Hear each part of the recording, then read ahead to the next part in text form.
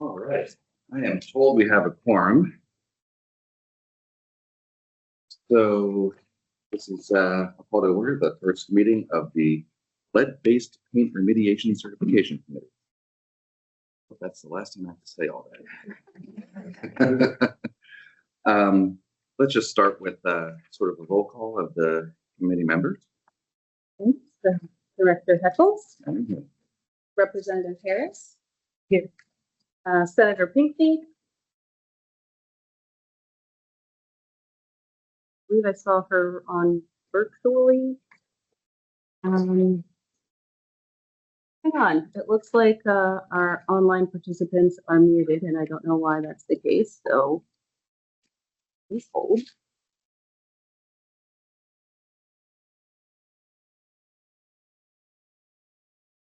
Senator Pinckney. Here. Thank you. Okay, Crystal Mincer, Here. Sandy Spiegel, Here. Richard, I'm not sure how to pronounce that last name.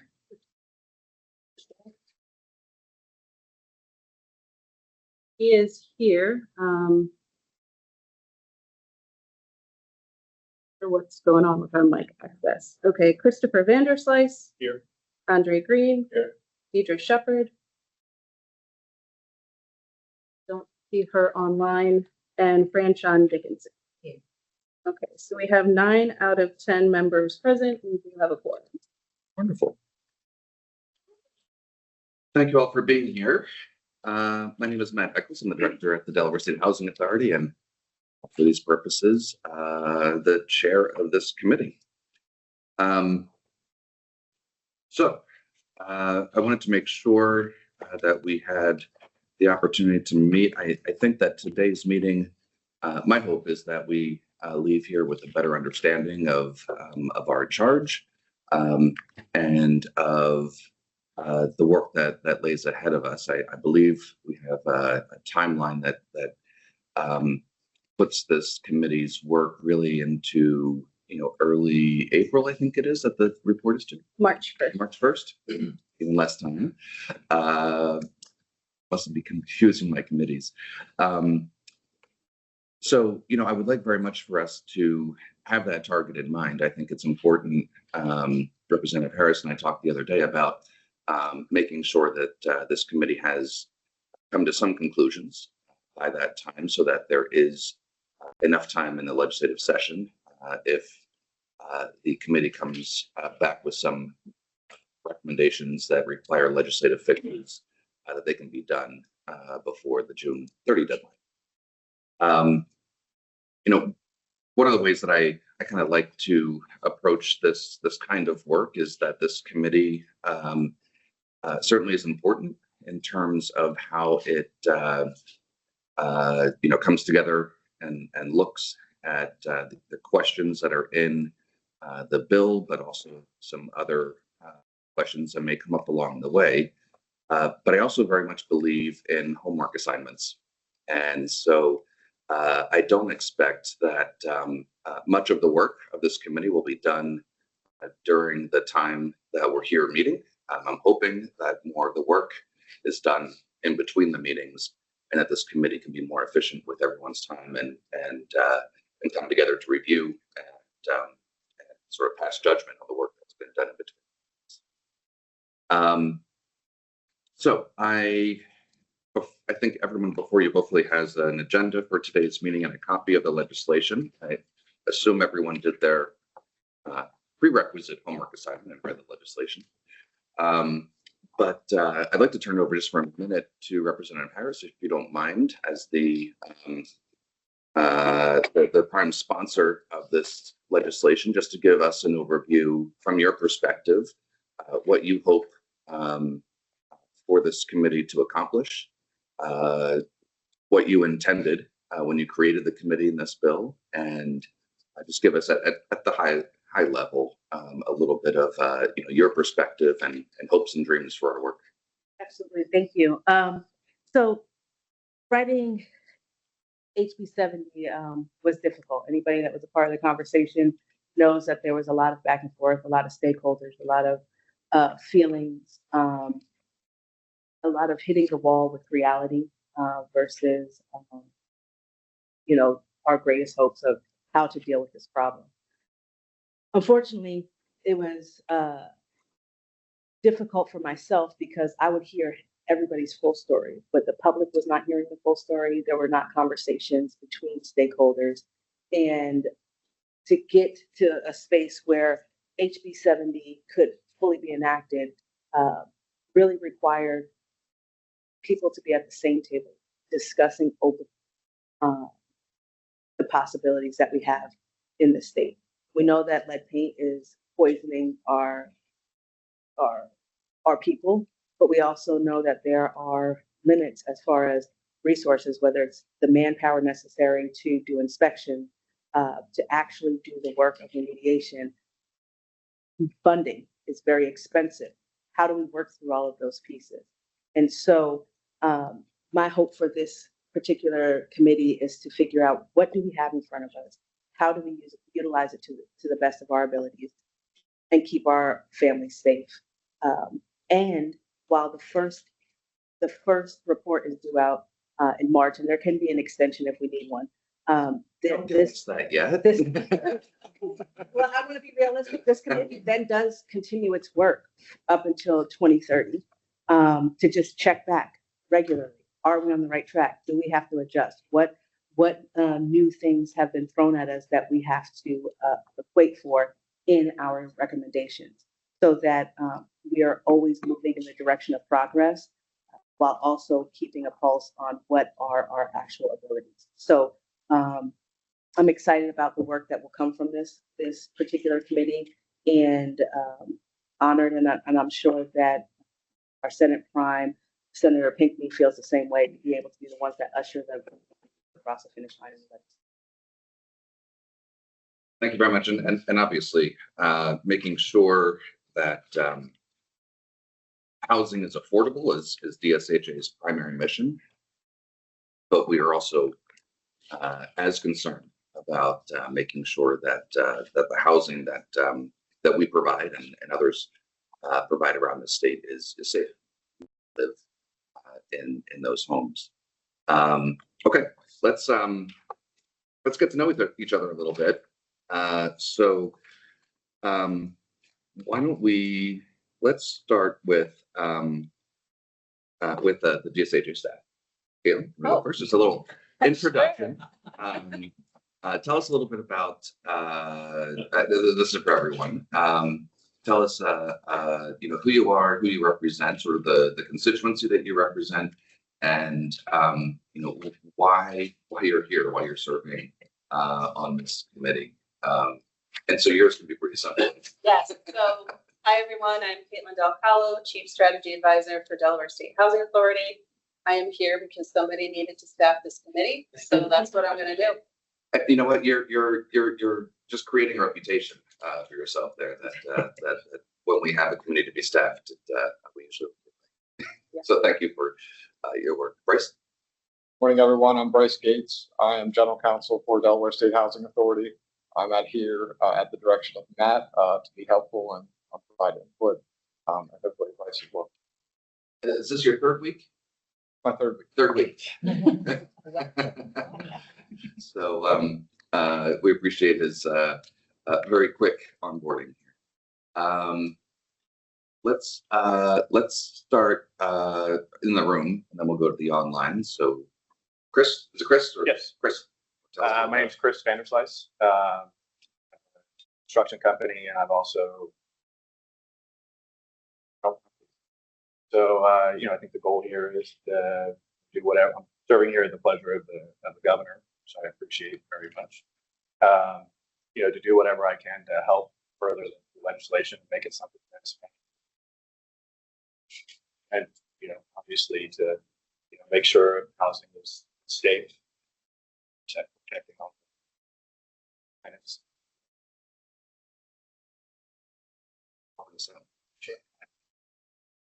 My name is Andre Green. I'm a small landlord here in Delaware, primarily in Wimbledon.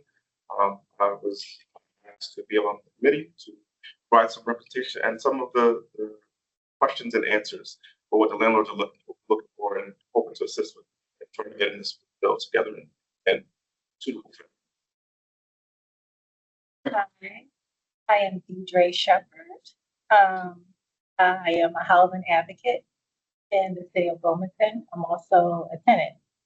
And I'm here because I've been asked to sit on the committee.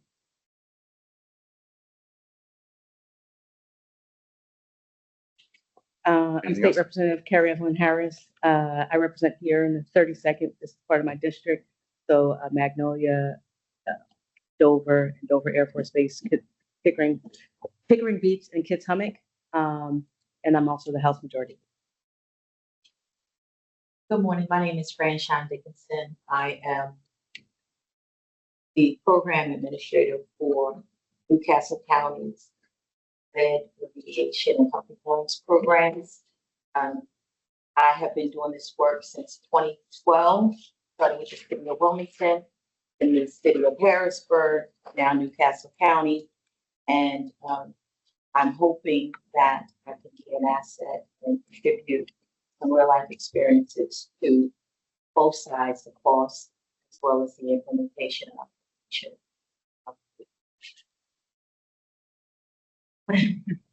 I'm Sandy Spiegel. I am the Chief of Health Systems Protection, which is a section inside the Division of Public Health. So I'm here as a representative of the Department of Health and Social Services. And I've brought with me my Associate Deputy Chief so that no matter when we meet, you'll have at least one of us. We are a two for this assistance. Hi, good morning. I'm Associate Deputy Chief of Health System Protection, also the Bureau Chief overseeing the Delaware.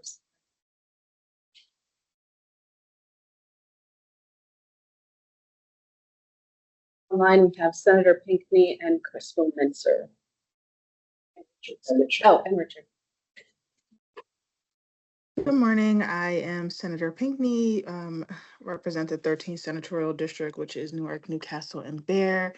I had the pleasure of serving as the Senate Prime on House Bill 70, and I serve as Chair of Health and Social Services in the Senate. And I'm actually going to log off and then log back in on another device so I can turn my camera on. But it is a pleasure to be here, and really excited to be doing this work with everyone. Senator, my apologies. I still struggle, even though we're several years in, with the hybrid model. So if there's anything else that you'd like to say about the bill itself, I should have turned that over to you as well. No problem. I think I'd mostly echo the things stated by Representative Harris.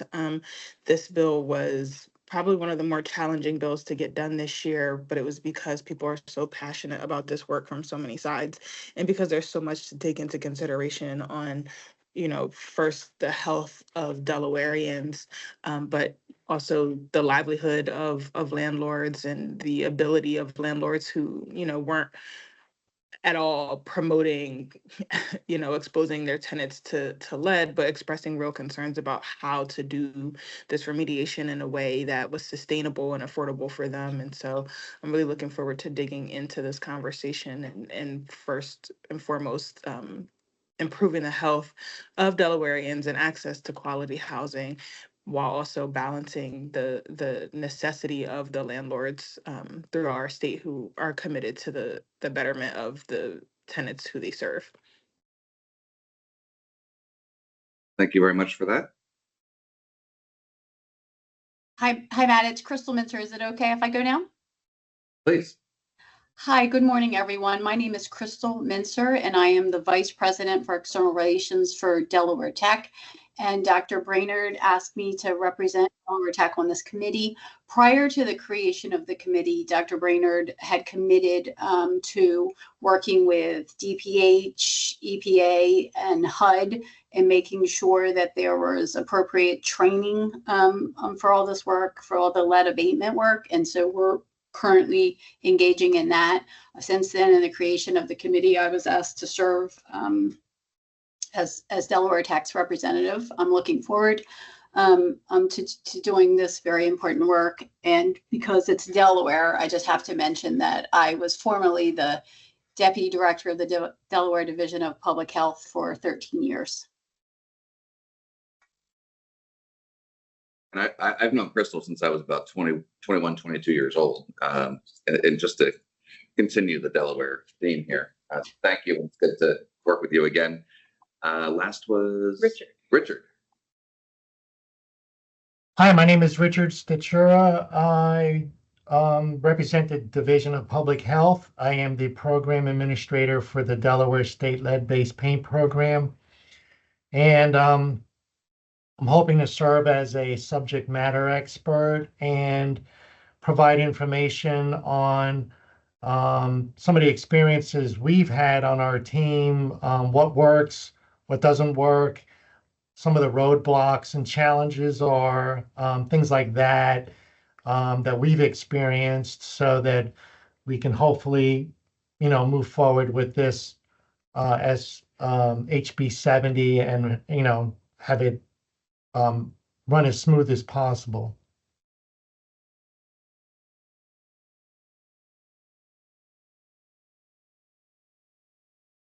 Is that everyone? That's everyone. Wonderful. Thank you very much. I think what would be most useful for us now is just make sure that we're all familiar with the legislative assignment that we have.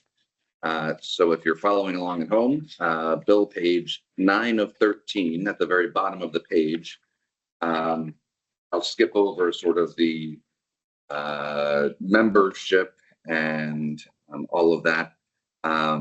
And dive right into these questions that are put before us. So I'd like to, in some of the time that we have here, go through those questions. I don't want to necessarily today get into debate about the answers to those questions so much as make sure that we have an understanding of what those questions are really asking us to do, and what the answer, what type of answer we're looking to provide, and so, and probably also how we do that. Is this an instance where we're going to try to bring in some resource from out of state or from academia, or is this a data dig assignment? How are we going to go about getting the answers to some of these questions? And I think we can also, as Representative Harris mentioned, these questions are a starting point. So as we get towards the end of the list of questions, I think we should, when I brought this up yesterday, Representative Harris said, yes, but you do need to answer these questions. So we can add to the list, perhaps edit the question a little bit if it isn't, if we need some clarity to it, but also then add questions that the members may think would be helpful to provide some guidance to the legislation and the legislators as we move forward. Okay, so let's start with number one.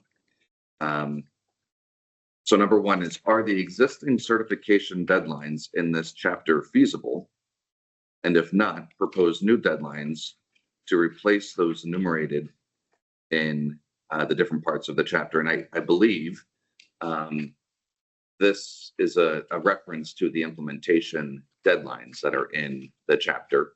And I think that if I'm recalling yesterday today when we were looking, it was a little cut off, but to that point, I think the very last part of the bill, page 13 of 13, is where those implementation deadlines live.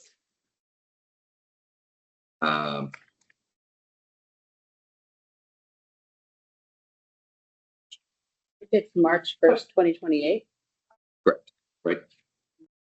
The very last line of the bill. Save the best for last, right?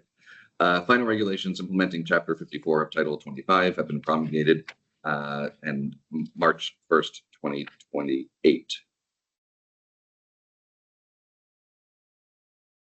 So any thoughts on how we answer the question about this, or is this one that we maybe ought to see as our sort of final answer after we've looked through the other questions.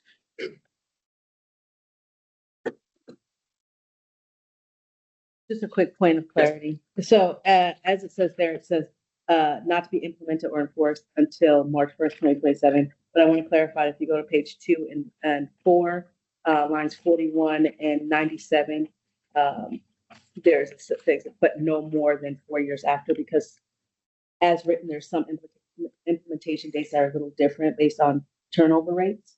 So, I just want to flag that as we're looking at it, there's a little more nuance than a hard date of March 1st. I think it makes sense to answer more questions and then figure out Come if back to the that one. timelines are going to work.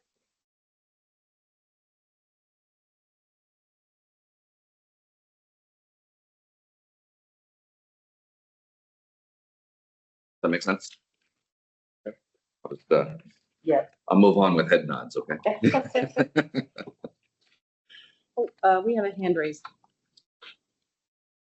Yeah, I was just going to say, this is Rich, that there are some dependencies surrounding question 1. So I agree. I think we should kind of go on to the other ones and then save that one for the end.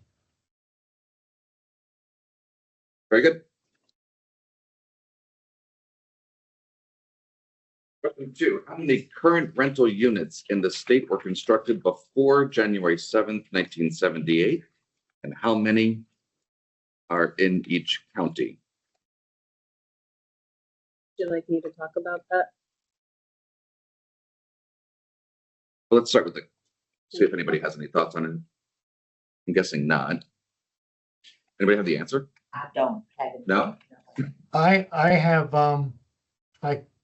I can share my screen. I did some research on this and I'd like to share it with you if I could. Do you guys have a way of if I share it, do you have a screen that you can look at? Yeah, we have a screen. I You're like 4 foot tall on it right now. Yeah, we'll be able to see it for sure. think you have the permission. There we go. Can you see the red? Yes. Okay, so the question is, how many current rental units in the state were constructed before January 1st of 1978? How many are in each county? So that is going to be very difficult because from the research I did, I have a breakdown per county. Some counties require registries and some don't. In fact, I think Newcastle County is the only county that has some form of a registry, where I think Kent County only has one town, Harrington, and Sussex County has nothing at all referring to any kind of registry. So Newcastle County, per chapter 19, article 3, it basically requires a registry. They have a county rental code. And then the official county site, any owner of a residential property that is leased for rent is registered, required to be registered for their property. Wilmington basically has a property leasing and inspection program. Kent County, I did not locate any clearly labeled county-wide rental property registry program for long-term rentals. They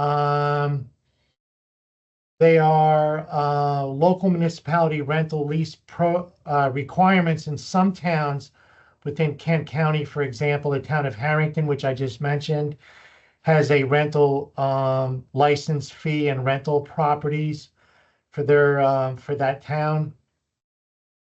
They do have some sort of a occupancy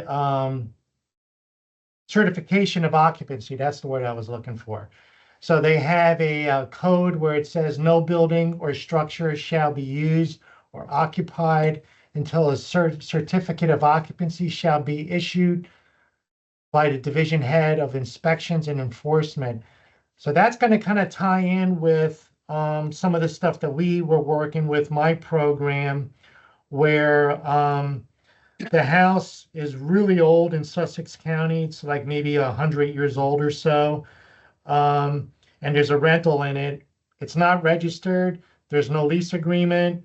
And there hasn't been any kind of certification of occupancy. So we were kind of on the fence of what are we going to do? Are we going to invest 300,000 in a home that could possibly burn down tomorrow because electrical issues or water intrusion? They have a hole in the roof and it's leaking onto the service panel, which could cause an arc and all kinds of issues. So we had to come up with another solution to work on that property. So we don't also want to invest in a property and then find out the home was condemned because it's declared uninhabitable, which happens quite a bit with these really, really old farmhouses in Sussex County. And then I'm going to scroll down to Sussex County, where basically it just says that there is no mandatory rental registry or licensing program at all. So that's some of the issues that we were having with my program. Most of it was Sussex County because of the lack of any kind of registry or any kind of occupant certification of occupancy that protects the tenants, and also financially protect the landlord, because if God forbid something happened to the home, now you're looking at litigation because the house burnt down and killed some of the people living in that house. So that's what I found, and I just wanted to share that with you. Good research, Rich. I will add, I can get the data, at least at a minimum in Newcastle County for you, because I just recently submitted the data. So I can get the constructed prior to 78. I did construction prior to 1940. And as of August in Newcastle County, there's at least 7,688 occupied housing units. Say that again, sorry. There's, as of August of 2025, there's 7,668 pre-1940. Oh. I can get the 1978 data as well, but I had to submit to her the 1940 data, pre-1940. So that should give you an idea of Newcastle County right now, but I can get pre-1978.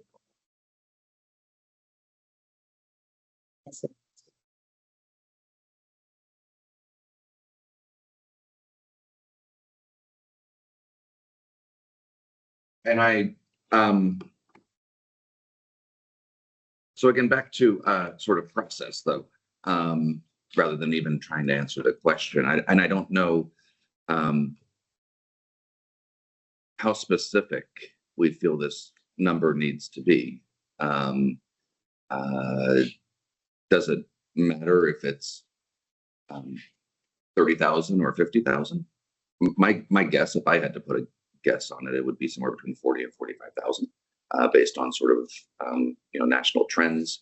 I remember seeing at some point recently that the median age of residential units in Delaware was somewhere 40 years old. So 78, so it's somewhere less than half of the units in Delaware. And we were just sort of exchanging notes. We have about 108,000 units in Delaware. So, that 45,000 or so across the state is probably a number that could be used. I think just, extrapolating from several sources. And so one question I think I have for this group is, does it matter if it's 40 or 50 or 37 or 52? I know that may be the numerator or the denominator in some of our formulas when it comes to meeting timelines. But I'm wondering how precise this group feels that we need to do to be with that answer. Well, I would say that because as Richard alluded to, getting some of the data is just off. So there will be a variable in the number regardless of how specific you decide to be because of that. Without question, right? I mean, I think from Caitlin's research as well, and I think it very much matched Richard's. Some places have pretty good data and some places have next to none. So anything that we can come up with here is a guesstimate. And I guess, but my question, and perhaps even to the sponsor, is whether how many decimals we need to go to here, and what you feel is sort of a tolerable error rate in the number. Yeah, I mean, if we're expecting there to be a large variable, that it's hard to tell, but it does make a difference in us projecting costs. There's also the question with this piece, would it necessitate us to have a registry that is centralized, to one, be able to track our progress? Where do we need to prioritize? If we only get X amount of funds, do we want to, have a heat map that says, hey, more people are testing with high lead levels in the following locations, and then know how we appropriate money based on how many homes are in those areas. That, in that respect, the more accurate the number, the better. Is it something that would stop progress? I think not, but I do think that knowing or having an idea if a registry is important would be based on this number. And again, being able to track our progress and make decisions based on what our resource realities are.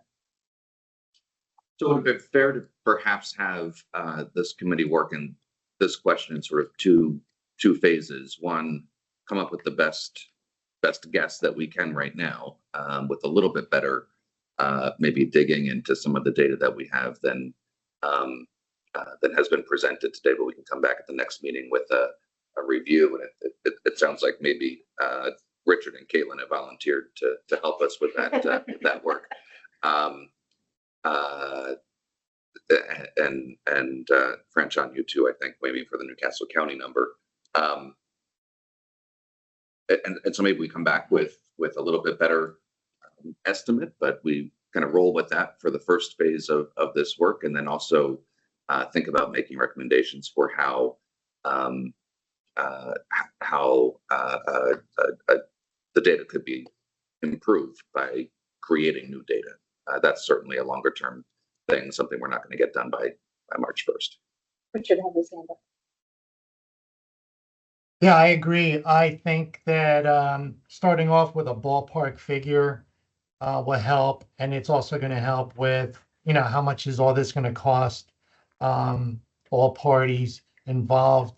But I think down the road, we really should have some form of registry so we can get a more accurate number of how many units are being rented, because there's a lot of, like, I don't want to beat a dead horse, but in Sussex County, there's homes that even the towns and cities aren't even aware that they're rental properties. So there's a lot out there. There's more than it was an eye opener for me because I didn't realize Sussex County had so many cases of poisoned children in these really old farmhouses, and even old, like in Georgetown, some of these Victorian homes and things like that. That would also help us with some form of enforcement down the road, because how do you enforce something if you don't know it exists? So if you have a registry, then you can start tracking these homes, seeing which ones need to have this certificate for lead safe and lead free. And then if, they don't register, then you can enforce, the code. So that's just my thought. Sounds good. Yeah, I was personally involved with Senator Coons when he was county executive in setting up the rental code there, and the registry and the random inspection procedures. And as a member of the Mental Code Advisory Committee for a number of years. And it's hard work. It's Newcastle County. I can't remember the year that passed and was.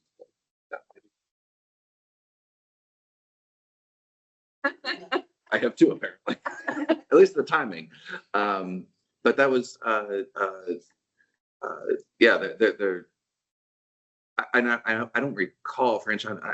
Maybe that's something that at some point we can, assign a homework assignment to you to check in with those folks on the registry. I think they might be sort of the other building perhaps, but still within the county. I don't recall if they have year of construction as part of their registration information.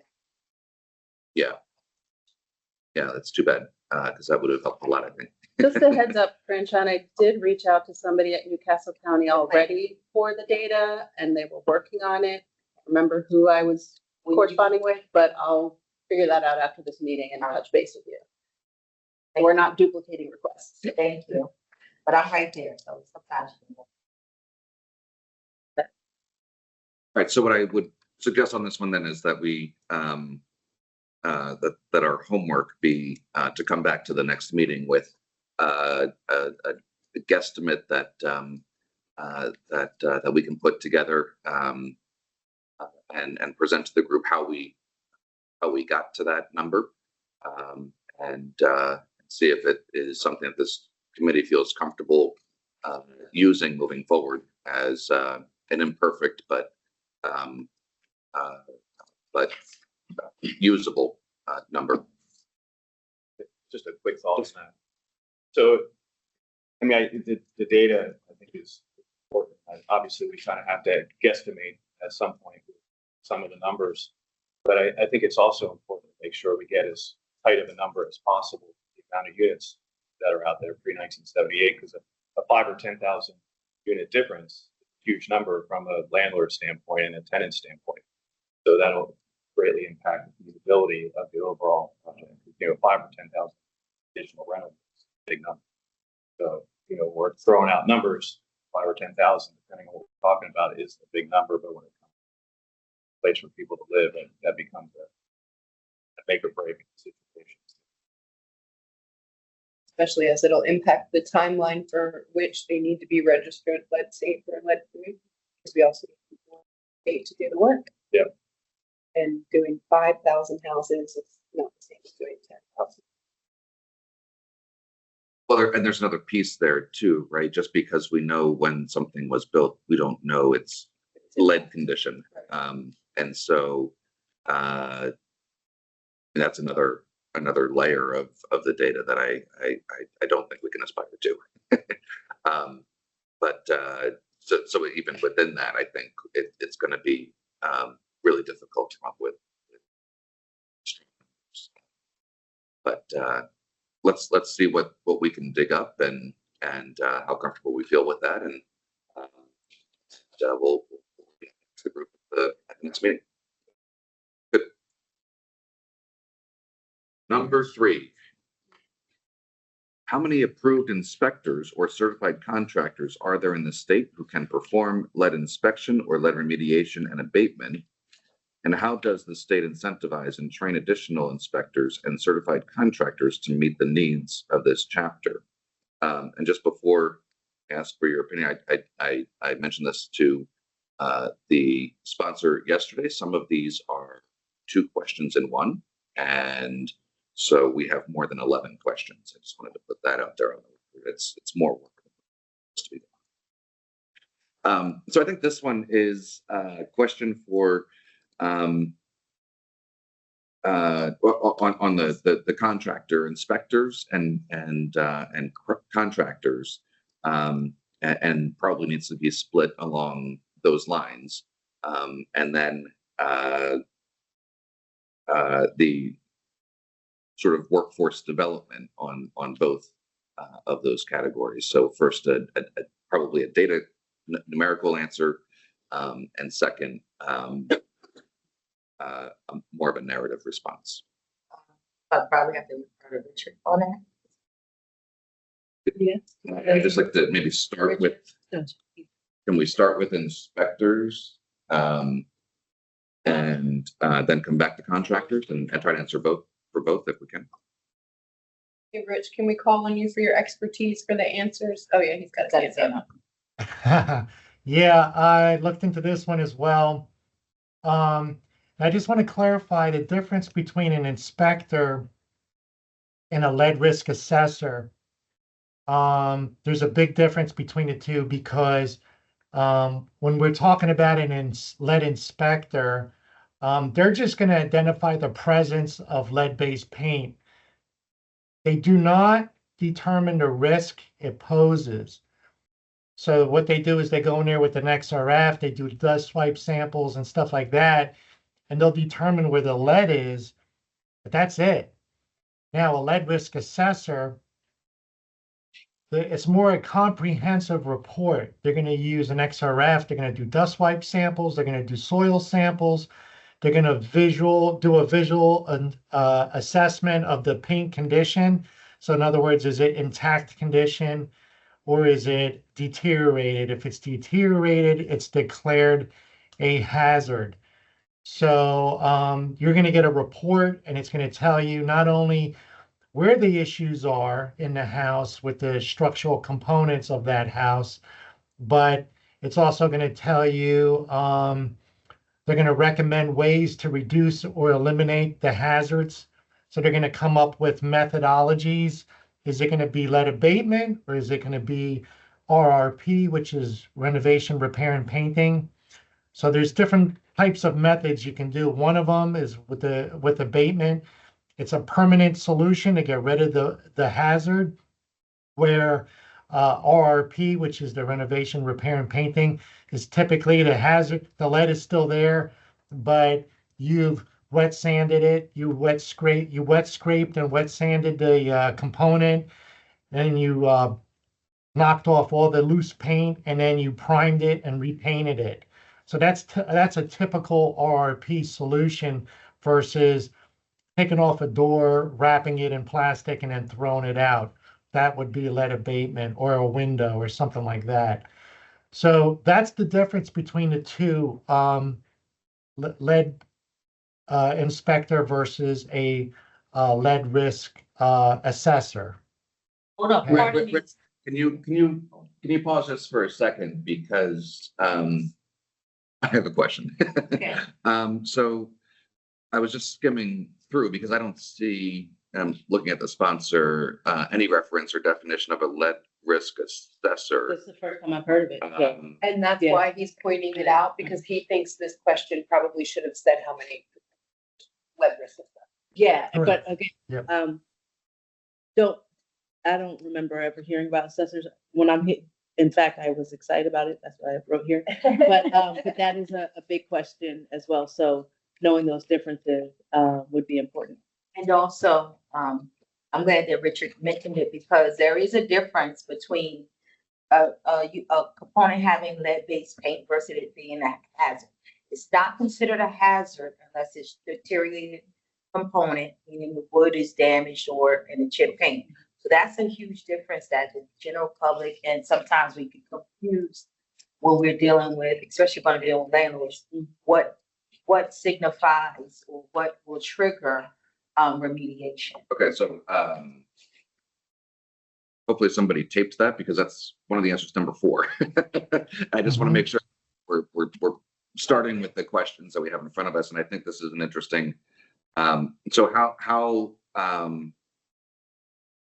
should we think about inspectors versus lead risk assessors in the context of sort of the workforce, which is really the question 3? Director, sharing something with you right now. So when we're thinking about the firms that can actually provide a lead risk assessment, which is that totality of risk, not just where the lead is, but what you can do to fix it. He says there's 10 certified environmental testing firms is what they call them.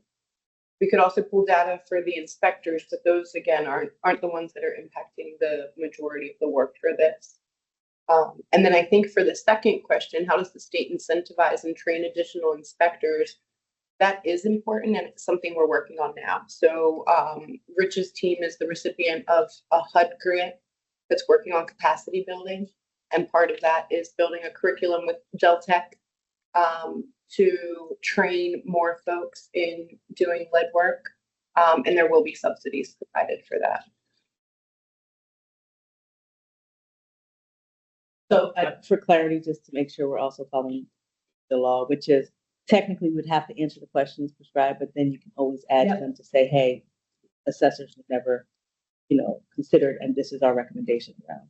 Agreed. Yeah. Yeah, I just want to make sure that we walk Yeah. through and understand what the extra credit questions we'll get to.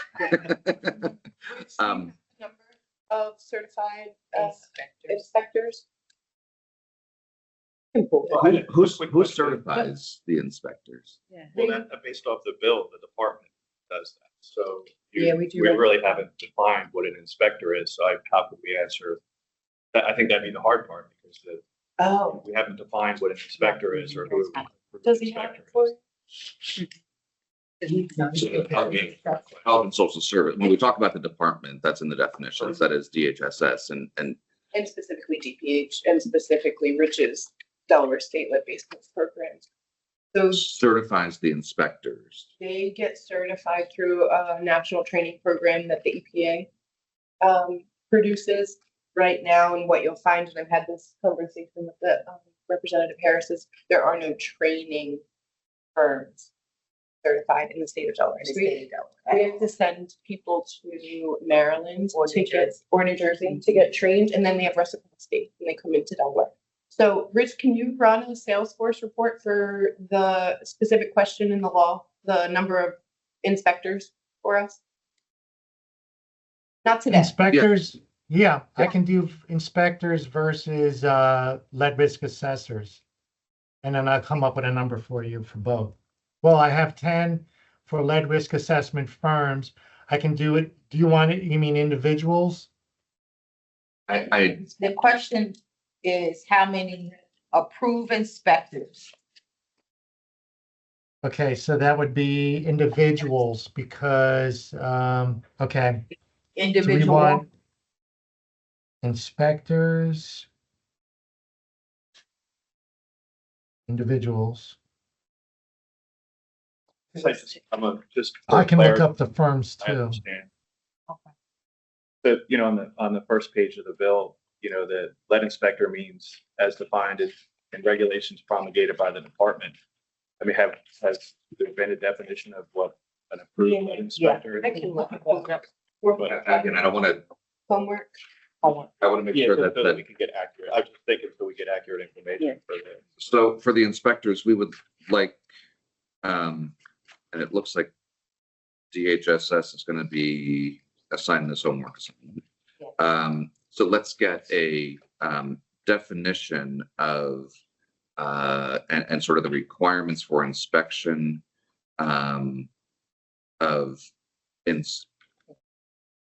the requirements for certification of inspectors as we've discussed them and as they're mentioned in the question in the bill, as well as a number, I think, of individuals is probably more important to us than the number of firms.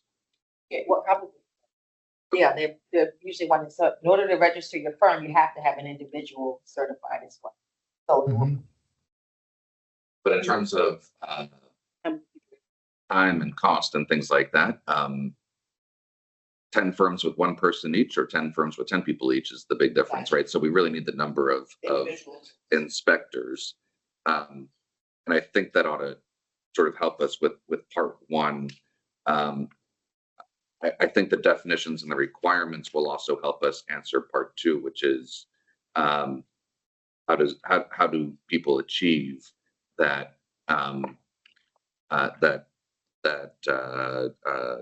that certification, right? Yeah.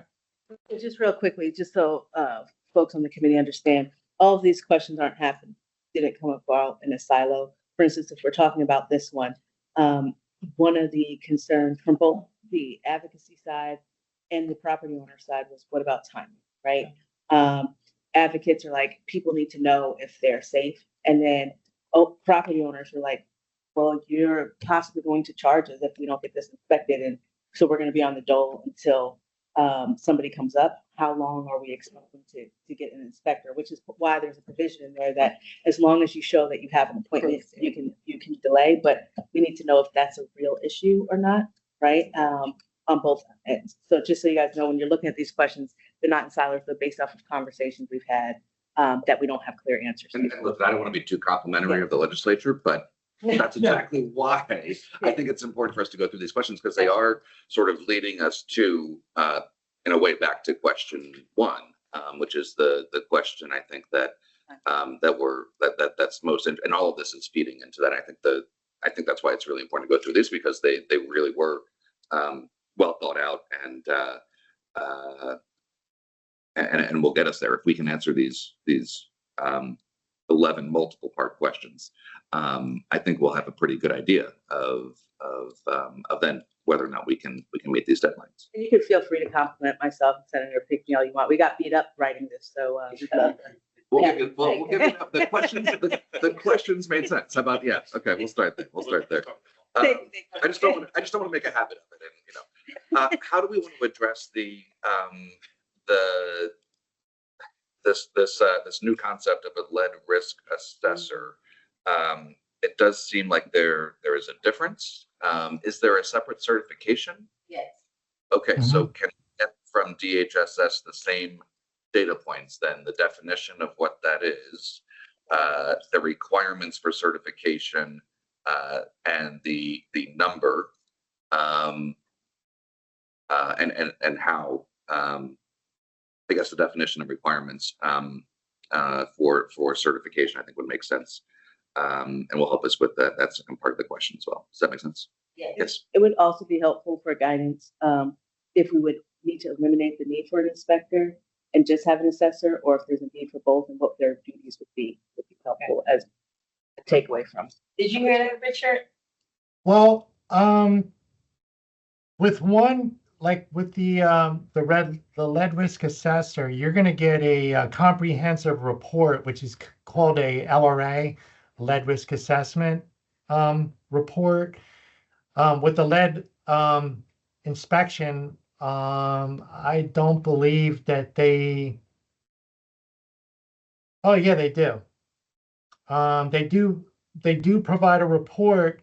However, it's going to lack any kind of recommendations on. It's just going to tell you these are all the places that you have lead. Now, it's not going to tell you whether it's intact or deteriorated, or if it's a hazard or not. It could be under 6 layers of paint, and the paint could be in good condition. It's just going to say there's lead there, and that's it. It's not going to say whether it's a hazard or not, and then what the recommendation is on how to remediate it. So that's the main concern. But I can provide the definitions, what the requirements are, because the requirements are already in 4459 of our state regulations. So I can pull that from that. Yeah, and then I can give you the number of individuals, and I'll also provide how many firms. So you have both. You have how many individuals do we have doing lead risk assessments, how many firms, and then also how many lead inspectors, and then how many of those are firms as well. So I can give you all that. Yes, and when you requirements, again, just a little bit more detail about how. I think that's interesting about not having homegrown trainers, and what that may mean for us. And okay, but yes, Andre. Yeah, but just a question. In this conversation, I'm just based on what Richard just said, is there a conversation about possibly changing what the requirements or not the qualifications, but the requirements for the actual inspectors, what they're supposed to be doing to sort of qualify something as lead? Because based on what you just said, a visual inspection could be enough, and then it could not be enough, depending on what the issue is. So I think you are number 4, and we're not quite there yet. Number 4, just for those of you who want to read ahead, what is the appropriate standard for a lead inspection? I think that one's going to be fun. So let's hold off on this. Contractors, I think that is the last part of 3. And again, I just want to make sure as we go through this, it's real easy to start to talk about, you know, the what we don't know or sort of the position. I just want to make sure that we are gathering the information so that when we do get into those deeper conversations about what we should be doing, we have mutual understanding across the committee and all the information of sort of the status quo that we need. So contractors, we're looking for, again, I think the requirements and certification process, as well as the number of contractors. Where can we, are they also licensed or certified by someone in particular? The trainers. Training. The contractors, So- doing the remediation work, I presume is what we're talking about here, right? Yes, the contractors also have to take a training. Right now, it's only available in Maryland or New Jersey. Are they certified once they receive that training? No, then they come back and they have to submit an application to prove that they have the training to get certified with the state. And so DHSS is also Yes. the collector of Yes. certifications for them? Yes. So Rich has his hand up. I don't know if we know what the contractors, are these people doing RRP, you think, Rich? Well, Yeah, there's so when I read this question, how many approved inspectors or certified contractors? So you don't really want to have a certified contractor doing a lead inspection because they I'm sorry. will, I just want to clarify then, was this intended to, I mean, the lead remediation has to be done by a certified contractor, correct? Yes. yeah, but So I Did think you- the question is two-part.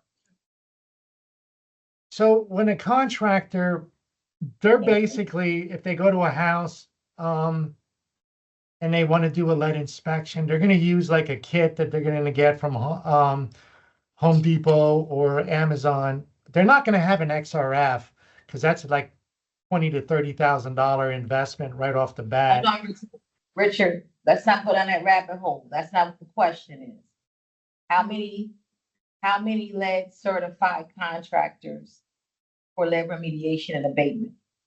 Because I hear what you're saying, but I think when we start talking about contractors being able to buy a kit, it confuses everybody. Yeah, but the end of that question is who can perform lead inspections or remediation and abatement?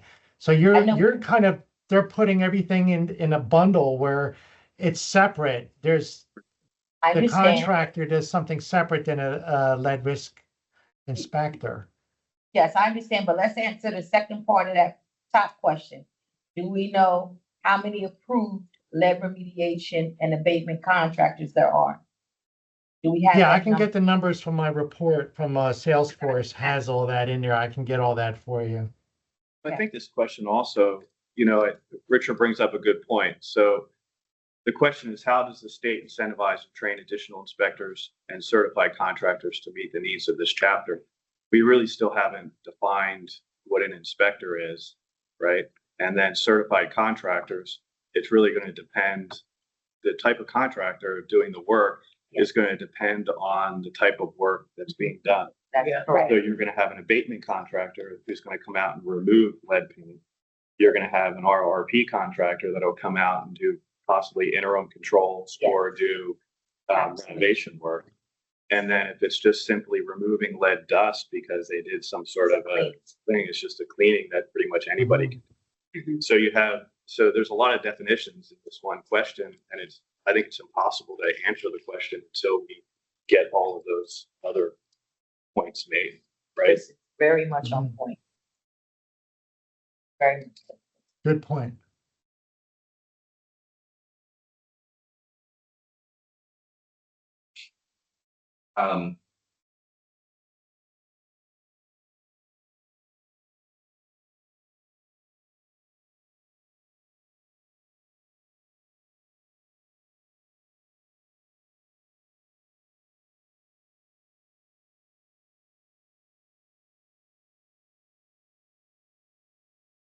Okay. But if we know, I'm trying to get to the question. The question to me seems to be about sort of what is the current capacity in the state. And I think that we need to answer a lot of other questions. Like, how do we know what the capacity is if we don't know what we're doing? Right, because there's a Well, the big capacity of certified contractors would be the number of certified contractors. That would be the, Or you mean in just general, across the board, regardless of what the actual individual line of work that contractor is doing? You can break it down. So he'll break it down. It'll have RRP versus lead abatement. It'll have that. Oh. That it'll have the different levels of, is that in the certification? Yes. Okay. Because they require different days, how many days of certification. RRP is in 1 day. Then just to be a worker is 3 days, to be a lead abatement supervisor, which you need to have on site, is 5 days. Gotcha.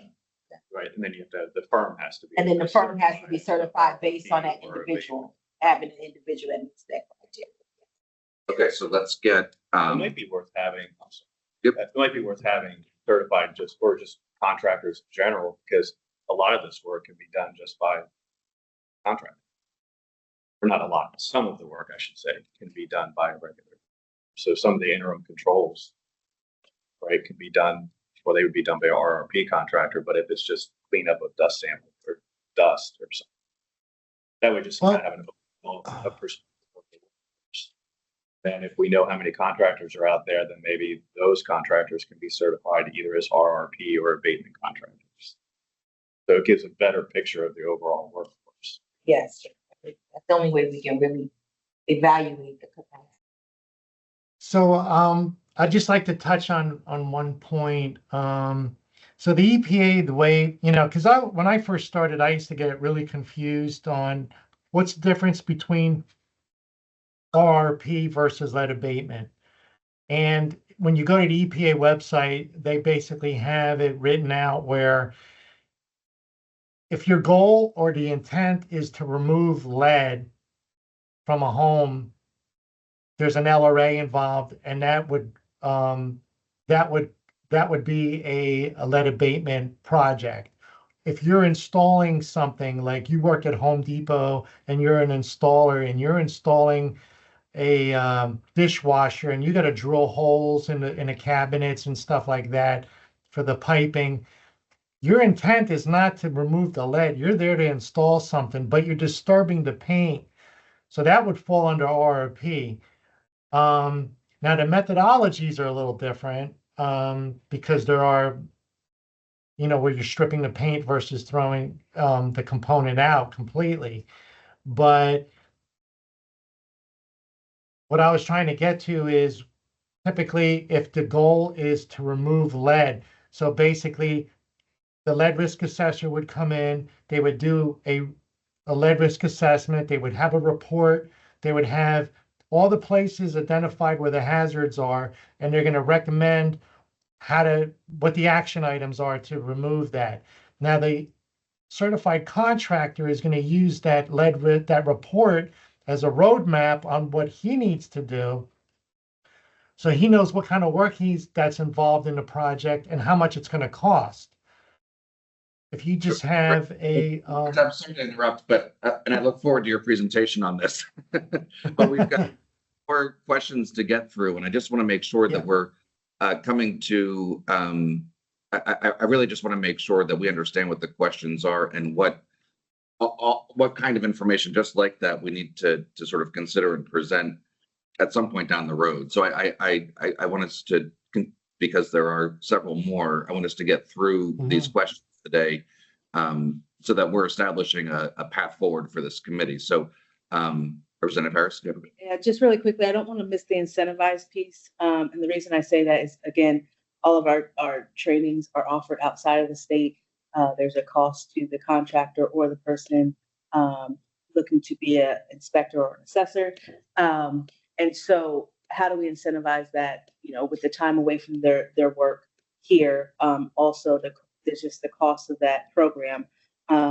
And the idea that if we get this right, they'll be working their way out of a job. So how do we encourage them to go into this field is going to be key. And part of it is the whole piece with Del Tech and hopefully having a homegrown program. But even with that, why should you delay work 2 days of work to go to this program would be something that we have to figure out for folks. Again, I think that's more of a sort of solution Yes. than underlying data that we need to come to that solution, right? So yes, that is part of the question. Do you think that, to your point, Chris, about sort of the universe of contractors, is that again a data point that we need to have that conversation? That's sort of like a conversion rate, right? I mean, we have X number of people who have gone through the certification. We have Y contractors who are kind of live and work in that world. We might need to find a way to bring some of them over to your point about training. So is that an important data point for us to have? I think so, because, so at one point in time, I had I was a lead abatement contractor, the certification and risk assessor. And two of the hardest things I'd say was insurance and then getting people trained. So lead abatement work, RRP work is there's a big difference between abatement work. Abatement work is it's a large investment for a company. So you're not going to be an accountant one day and jump into lead abatement work the next day. So, but to be a seasoned contractor and then jump into abatement work is very realistic. So I think it's a good number to have to see how many contractors are out there, to see if it's even realistic to be able to train people to do this type of work. And then the other piece is, it's expensive.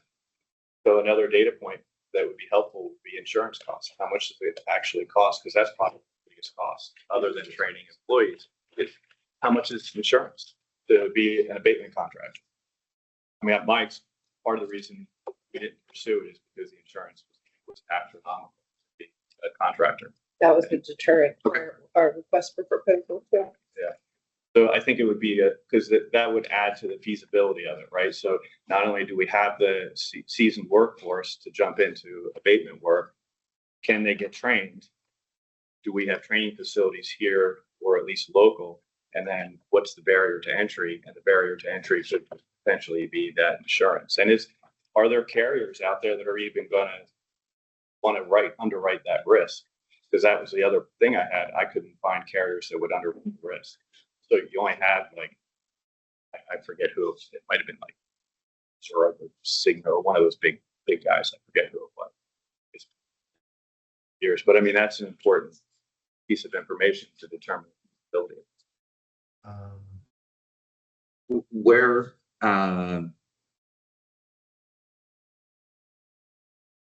can we get the sort of universe of contractors outside of the lead space? Assume that they are I would guess state, right? Well, that's professional regulation. Yeah, so I mean, I know we have a state license, and then we have a county license. So Newcastle County, and then each county has a license for we're a general contractor, and of course each municipality has a license. Really, everybody has a license? Yes. Yeah. You'll get used to me. You'll get used to me. But I would think on the county and the state level, probably The state, yeah. Yeah. Okay. Let's start with that, and I appreciate your point about insurance. I don't know that is one that I would necessarily layer into question 3, but perhaps as its own question about sort of barriers on the workforce side. So if it doesn't fit into another one, I think we should maybe add a number 12. For this one, it's not necessarily about us training, but the idea of figuring out what surrounding states look like as far as contractors and the possibility of licensure that is reciprocal.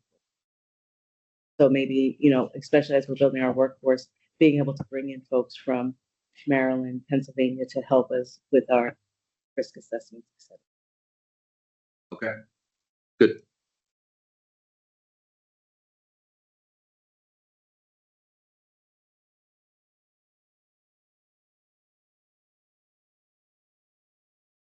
I think that if we come back with some of these data points, mostly it sounds like from the departments, sort of helping us understand the different licensing requirements and the numbers that have sort of existing capacity that'll help us have a really good conversation, sort of assessing that and determining where we go from there to increase that capacity.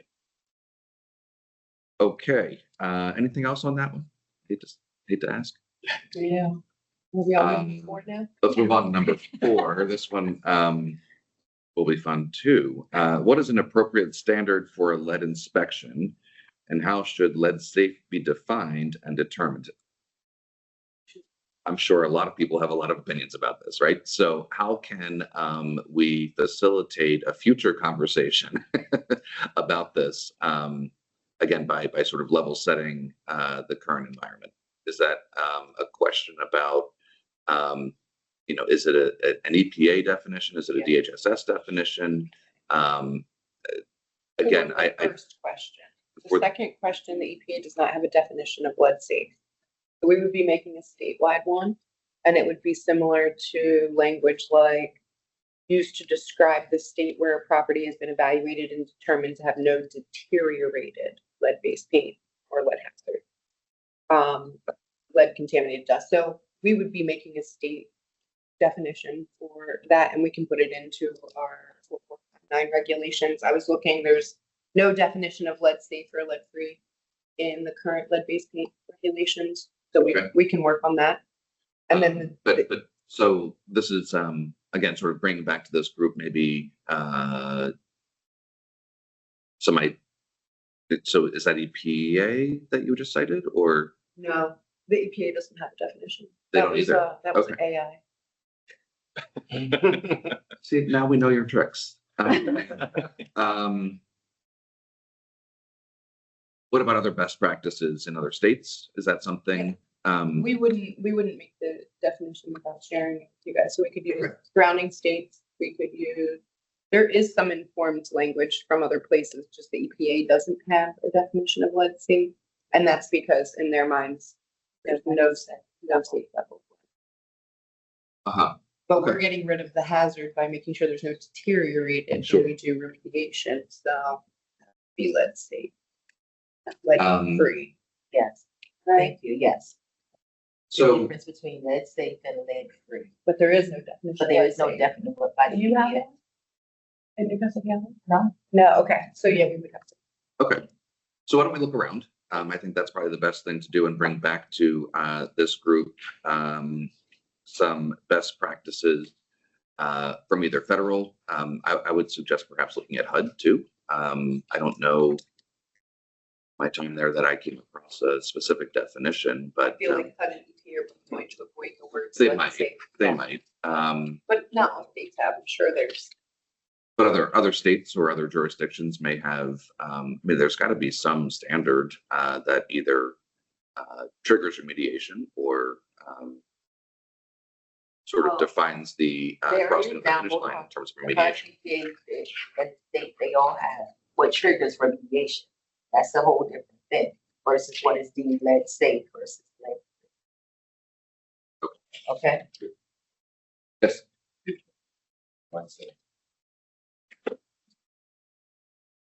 Definitions.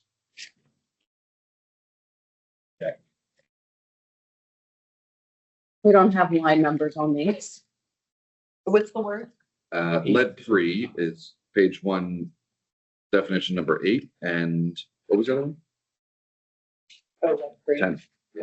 So the top of page. And let's say, okay. We don't have at the time of inspection. And that's not awful. My gosh, is that another compliment to the legislature? Well, I mean, They are- listen, take it. Not awful. they are I would take that one. But certainly this doesn't, I mean, that may be a definition, but I'm not sure that gives us the granularity that would be required to implement, right? So I still think that these terms, I warrant in regulation, right? I mean, they'll have to be expanded in regulation. So why don't we start with that? Appropriate standard for lead inspection. I think we started with the second part of that question. Prescribed. That'll be.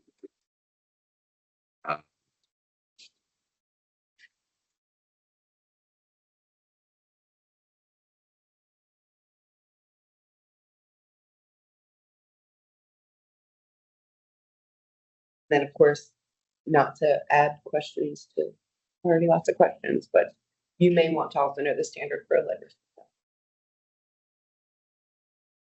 But we'll answer the minimum questions and then give you.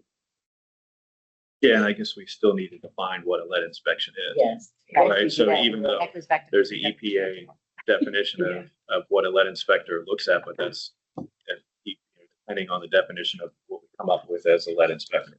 So what type of inspection? Are we doing a visual inspection? Are we doing XRF? Are we doing dust sampling? So they all come with different requirements, different contractors, different certifications.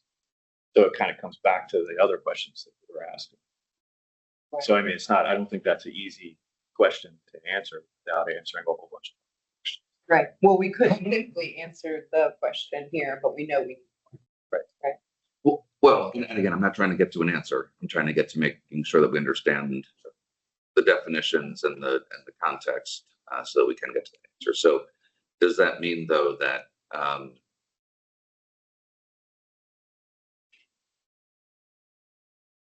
that we need something more than EPA definition of what a standard for inspection may be?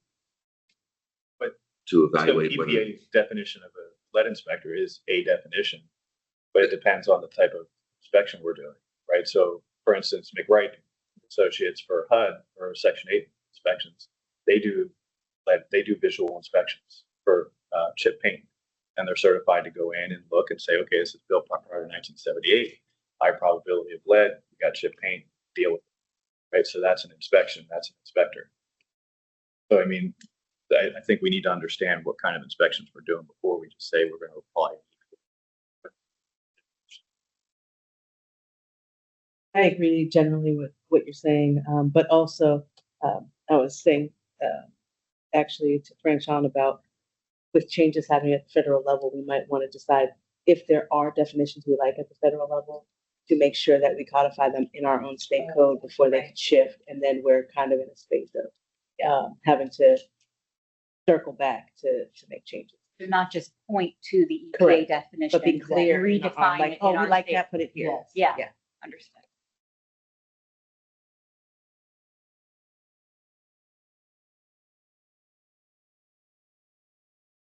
Question 5.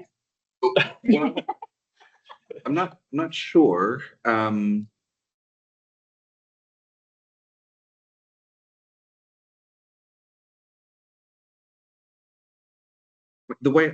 think the way I'm reading this is the appropriate standard of for a lead inspection kind of ... to deem whether or not it is lead free or let's say whatever standard we establish on the back end, right? So is that everyone else's reading of this? I mean, I don't want to sort of get confused and take it outside of the context of the bill, right? I mean, the bill is asking for a certain thing to happen to certain units, and so we need to define what level of inspection is appropriate for that purpose, right? I mean, you're right. I mean, there are different standards in Section 8 HUD housing. There may be different standards across sort of this industry, but for the purposes of determining whether a pre-1978 unit in Delaware needs remediation or some other action, we have to perform an inspection. This bill, right? So what does that inspection look like, I think, is this question. Is that the best way to think of it? And so the question, I think, then is that what definitions do we currently have to assess whether or not they are appropriate for that purpose? So in the Delaware Administrative Code Regulations 4459, which is lead-based paint regulations, inspection means a surface by surface investigation to determine the presence of lead-based paint and the provision of a written report or electronic equivalent explaining the results of the investigation. Based off of what she just read, it's not visual and anywhere in your property can be wiped based off of that. So there wasn't a deteriorating factor at all. Someone walks inside and starts wiping things, that would qualify. That's problematic in just general. I'm just Understood. I'm just yeah. looking for where we start. Yeah. And who gets the homework assignment is the most important part to it. I can do that, and I can, what I was planning on doing anyway was providing the definitions of what is a lead inspector or inspection and what is a lead risk assessment. So you can look at both and then say, well, which one's more appropriate for what we're doing? And then also what's the steps involved? Because you don't want to just do an inspection and then give a certification. Like if there's issues with the home being that it has lead hazards, we're not stopping there. I mean, we have to get into the whole remediation process. So that's why it's so important to determine which one we're using.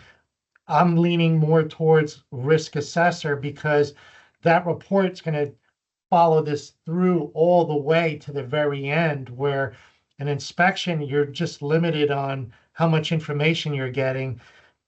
So if the house is going to need remediation work done, you're going to need that report so you know how to handle that hazard. And then that's also going to tie into, was it resolved and now it's lead safe or lead free? Now they can produce a certification for the property owner. Gotcha. Okay. I think that makes some assumptions though that of what the inspection is going to entail. Yep. So we still haven't defined what the inspection is. So we need to understand what we're inspecting, what we're looking at, what we're looking for before we're going to use a risk assessor or. No, I want to be. I mean, So I get, again, that was my point about what this inspection is. I mean, I think in the bill there is there is a defined sort of inspection that occurs.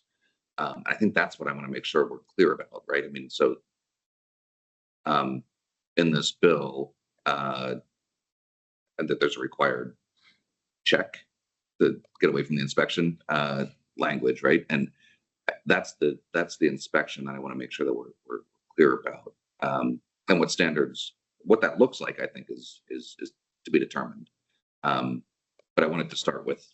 I mean, it seems this question might answer itself if we figure out what the inspection is, right? So if we figure out what we're inspecting, how we're going to inspect it, then we can say, okay, now we know what kind of what the inspector is, right? So just hypothetically, yes, you have a visual inspection, right? So a HUD inspection, HUD comes in and does a visual inspection, and McWright and Associates are qualified to do a visual inspection, right? So if we say, hey, we're going to do visual inspections for chip paint, okay, who's the inspectors? Well, we kind of already have them. McWright and Associates can do them. So once we figure out what our inspection is, then we can say, okay, now we know who the inspectors are. Does that make sense? That's kind of the way I was thinking about it. And that's reading this seems like that's kind of the progression, how it should follow. And there is, in the regulations, there is a section 5.2 on what an inspection is. So we'll be able to pull that easily. Then figure out what kind, and then figure out the people. Right? So if there's any other sort of information that needs to be brought into this conversation, feel free. I think we're going to probably assign most of this to DHSS again, but if there are other best practices outside of the state, again, I think is something that we really want to look to. I'm a big fan of not bringing back in the whale if we don't have to. Will you consider bringing some things you've learned from your industry still? Like we have what we have, but a lot of it is informed from EPA rules, and then we have our state regulations, which we have the ability to impact. Let me sort of clarify. I think part of what I'm trying to do here is figure out where where we have to work. You know, if there's an inspection protocol that exists in DHSS's code that we can all agree to, then fine, we can move on to the next thing, right? And that's why I'm really trying to get to our data points. I mean, theoretically, we could go back and say, oh, look, we have plenty of contractors to get this done by the time frame. I don't expect that to be the answer, but we can't say that until we know what the numbers and the capacity looks like, right? So I'm hoping that through this data process, we can check some things off our list and say, yes, that does make sense applied within this context. And then we can talk about the things that aren't going to make sense, which I'm sure there'll be plenty of. Okay. Number 5, what is the predicted demand for loans or grants under this chapter? 42? Does that work? Isn't that the answer? 42 is always the answer. It's Right? universal. Yeah. Good. 100%. That's gonna be like the last question. I think that might be like number 1. We sort of have a lot of other questions to come back to. Especially once Rich gives you data on what it costs to do an abatement. Anywhere in French on what it costs, anywhere from, $5,000 to $300,000. The range is pretty wild. All right, don't stick on 5, keep going. Okay.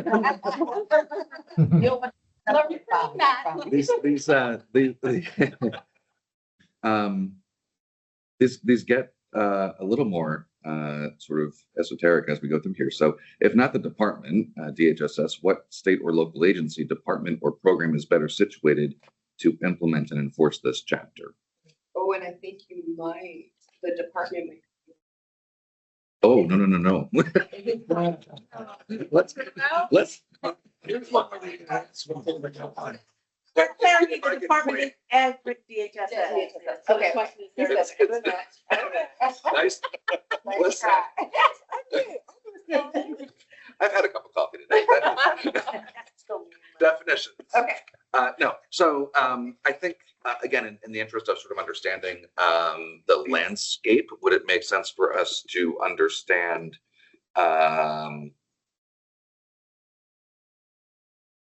so, I mean, I'm looking at Newcastle County and I'm looking at DHSS. I mean, those are 2 different areas. And I know, again, from my time at HUD, sort of the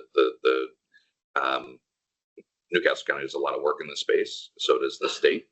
Are there others that anyone knows about? Does that require us to do a little survey? I mean, does Milford have a small lead remediation program that we should know about? Is this? I think we have to understand the intent of this bill. It's to get the houses lead safe. And we're already doing the lead curriculum. It's going to be the housing part, the registry that I think we're going to need, not the department. And to answer your question, Director, there are not a lot of organizations that are, or municipalities on record that are legally doing that remediation. To my knowledge, it's Newcastle County in the state. So my question, I think, is whether or not we feel like we need a broader survey. With our HUD grant? I do the work for the city level. Oh, no. Is there a Wilmington Housing Authority? There Yeah, was, they just, but they're still. they did, They have a but that's within different their properties. I think that might be a grant, and little that's bit only their different. properties, Yeah, and it's a demonstration grant, so it's the Yeah, those are, it's actually a really fantastic program. We should have them.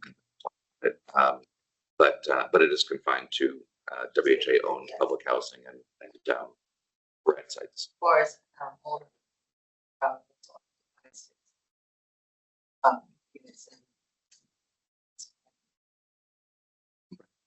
So I guess some of the surrounding states, like, so for instance, Pennsylvania has a lead law, or not Pennsylvania, sorry, city of Philadelphia has a lead law, but it's not on the state level.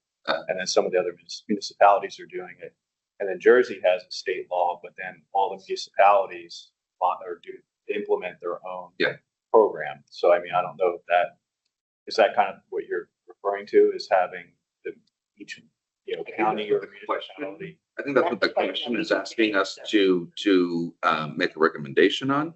I just wanted to start again with whether or not we have any knowledge of any other sort of entities that are engaged in the government side of this, right? The grant administration, the regulation and all of that. It doesn't sound like it, so I don't think we need a survey, a broader survey of, League of Local Governments or anything else to. Yeah, but Director, I can answer with confidence. Okay, I like that. Director, can I also add, I testified at one point when we were hearing this bill on the House floor that I thought it would be easiest if every local municipality just said that lead-based paint was a hazard. Then when you do building code assessments, it's already built in there. It would be as simple as just adding that, and we know it's a hazard, but it doesn't exist in all of the building codes. Does anybody else think building code is where this could be for registration and checking for lead safe? They're already And there issuing are the some certification of municipalities that do have occupancy. it, but they don't have the leash. Right. Right. Okay. So once Which they we're not identify it, they Right. would be able to take the next step to Yeah. remediate the lead, but they could Or, yes. they build it don't- into their inspection they to built- yes, identify the it. City of Wilmington has it built into their inspection. But then the building codes are, Yes. the building codes are so sporadic throughout the state. Yeah. Everybody's not on the same. code. Correct. Right. So I mean, to implement something like that, I'm not so sure it would be realistic unless. We give her an idea. Good if they were peeling back the number. Yeah. And the other thought process too is if Newcastle County and the state are the two big areas that are handling the lead and the abatement, the administration of it, what about the other counties in the state? Are they going to be able to handle it? And can Newcastle County and DHSS handle the rest of the state? Correct. So is it something that each county should do on their own? Or And there are different roles here too, that we're talking about. I mean, the certification of contractors, I don't think we would want done by No, that's 56 municipalities, Right. but, other parts of this, we may want to, Representative Harris. Yeah, and I mean, at the core of this question specifically is the implementation and enforcement part. So I think even if it were in the building codes that it's a hazard, how do you enforce the, adhering to the idea of the remediation or abatement? And then, also just the following up, if there's a registry, et cetera. I know one of the issues with DHSS was, listen, we're doing the work, but we don't have the manpower to also keep the records of who's doing what, when, following up with them, et cetera. Also wondering from the property owner side, how will new folks know to go to DHSS to register their home versus like the housing authority type of thing? And so just those pieces and it being a clear space. And so this question is, how do we create clarity for the property owner, the tenant, just everybody involved in this as far as implementation and enforcement? So the only piece of data that I might think we might want, I would be building code, but I don't think lead is contemplated in any versions of the implemented building codes that any of the municipalities use. So I don't know that that's worth doing, but if there was some where it was included and somewhere it wasn't, that might be worth looking at, but I don't think we're there. So I think we have the sort of underlying data we need to engage in this part of the conversation. It might be worth looking too. So, and please don't quote me on these numbers, but New Jersey has, I believe it's New Jersey, so they have a registry for the entire state. And I want to say they spent like $30 million on this software program for lead properties. If you go into their registry and you put in, ABC 3rd Street and register your property, it doesn't allow for a duplicate entry. So you can put that in 10 times and it comes up 10 different times. So if you're a tenant and you go search, you might find the entry that multiple people put in and you don't know what's right and what's wrong. So they've had a very difficult time having a registry for the entire state. I mean, I would think we would want to use their software. Not their. But- That's good advice. I'm glad you're here. But, Fair. that would be something worth looking into because, how realistic is it to spend that much money on a program that may or may not work and produce the results? So, Yeah, without question. Yeah. Okay, so this is, okay, I think that was good. I think this is again a conversation, that we, put towards the back end. It's hard to, know who should do what, in an ideal world, when we don't know what we're doing yet. Okay. Yep. Are you watching the hands just in case? Okay. 7. He's flagging it for me. What is the potential impact this chapter will have on small property owners, mid-sized property owners, and large property owners? Again, I don't want the answer. Just want to know whether there's information that we need to make that assessment.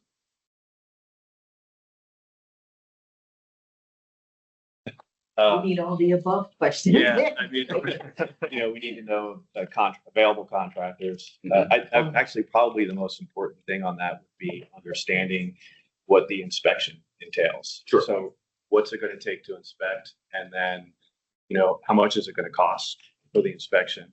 And then how much is it going to cost for the implementation? And,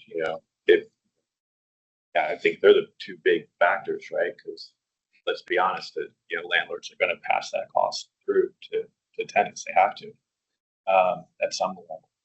So I think understanding the inspectors, and available workers, they're all questions that we need to answer before. Yeah, like some of these questions, I feel like they just kind of answer themselves. Get Yes. big Yeah, topics. that's why we're spending, I think, less time on these last few. Really quick. What a survey of inspection costs, are they variable? And would a survey of those inspection costs be helpful in this process? Because that seems to me like the fixed thing, and to the extent that it's variable by property or something like that. But if we can kind of say it costs, I don't know if it's $500 or $1,000 or $100 to get an inspection done. The remediation, as we heard, is $5,000 to $300,000. So I don't think we're going to have much of a way to answer that. But the upfront inspection cost might be one that we could put a number on. Would that be helpful in this process? So I think that, I guess my thought on that too is depends on the inspection. So back to McRae, I think they charge $50 or something to come in and do the HUD inspection. Yeah. And then if you get an XRF on a whole property, you might spend several thousand. But and Yeah, more. we're between 1 and 2. We Yes. added water sampling. So you really got to define what the inspection is before we can put a cost to it. Okay, well, that sounds like something we can sequence then. But it would be it would be huge. Yes. I just, it's not asked anywhere else. I think this is also considered for the impact on the property owners. And I know DHSS has mentioned it. How much of the cost goes towards temporary housing and feeding of people as they are placed in other dwellings while the home is being fixed? What that cost is. I can't remember the exact numbers, but I remember it being like for the last quarter, I think like 250,000 was spent just on rehousing and feeding for folks. Yeah, I think it'd be fair to say that about a quarter of whatever we spend each quarter Yeah. is for relocation, housing. Food. Yeah, and so having an idea when we're looking at the impact, maybe having a consideration like a supplemental answer to be, evaluating that requirement on the property owner and how much of that falls on them. So I think what you're saying, I can paraphrase it though, is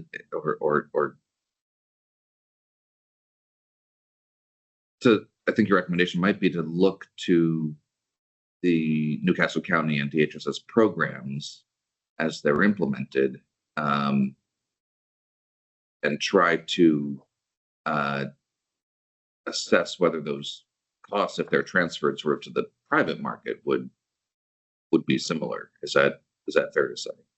Yes, and then also evaluating as it currently reads now, there's still that expectation of the property owner or like even with DHSS, if they're helping to pay in full that cost, and just figuring out what that program looks like. Do we have to make adjustments? Is it 100%? Is it a portion? Does the state pick up a portion or not? Just playing with it.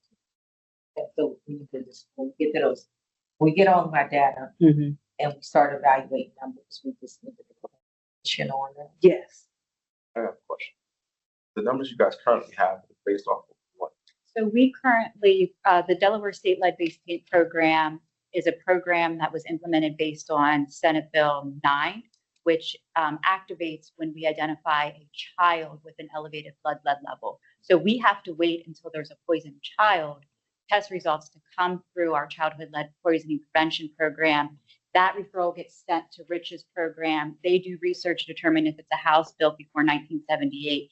And then they start going through doing a lead risk assessment to determine the lead hazards. And then we remediate the lead and abate the lead from the home.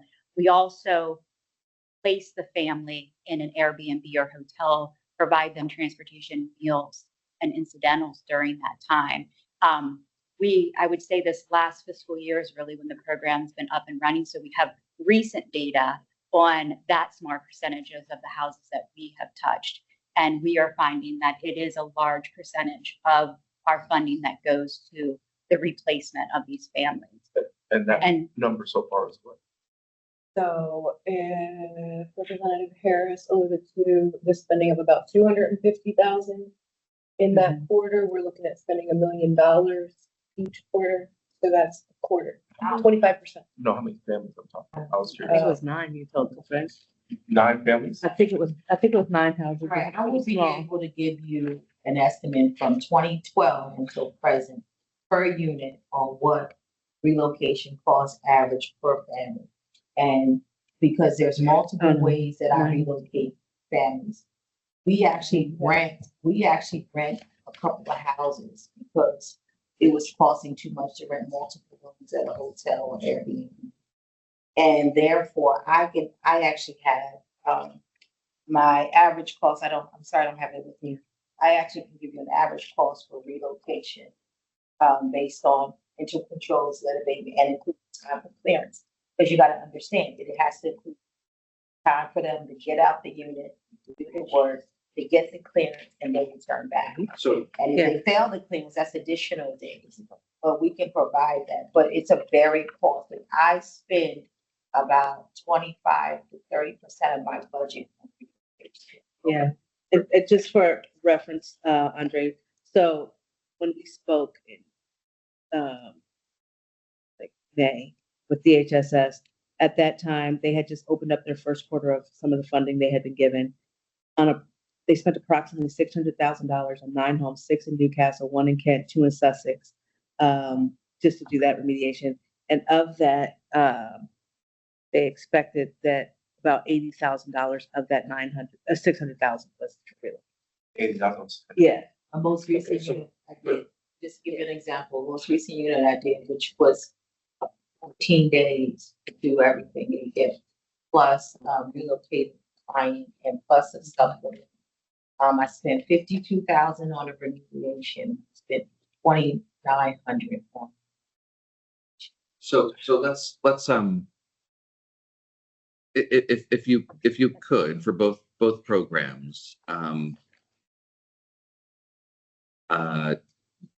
present data on sort of the buckets of costs. I think that would be the cloaker way to say that.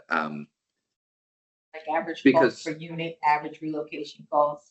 I think so. I'm curious whether people are interested in sort of the medians, if you have a lot of outliers that are really high or really low, rather than average, or if you want to describe that in some more detail. I mean, if relocation is such a challenge, then performing this work during turnover would be one way to eliminate that cost. And so I don't want to necessarily get bogged down in costs that are applying here, but I think we ought to know them. So there are some costs, and some of that information might be helpful, generated from programs as they're currently structured. They may not be, as we sort of see how this is rolled out. So let's get the cost by buckets. And I'm wondering if there are any other costs. Would it be, is there any other sort of research that we need from sort of market-based contractors or other entities that you think we could get easily around what it costs to do lead remediation or inspections or other things like that outside of the programs to compare that to? Yeah, absolutely. I just want to say though, I understand it out, for a landlord, they can do it between units, but, that still is the challenge for, which I know the advocates have brought up to me, is making sure that the landlord does not bid or whatever, or, use that as a reason to turn over the unit. Listen, two more questions just on that topic. One, the process that currently triggers the events, Yeah, yes. is that are those families tenants? Do you guys know if they're tenants or? We don't know when we first get the test results that said it was a elevated blood lead level, but once they enter case management, if they have a blood lead level of 3.5 or higher, we do the research that's one of the things that the investigators with Rich's team does. He does the research into the property to determine if the property is a rental property. But if it's a rental or owner property, we still reach out per SB 9. If it's a house that's built before 19.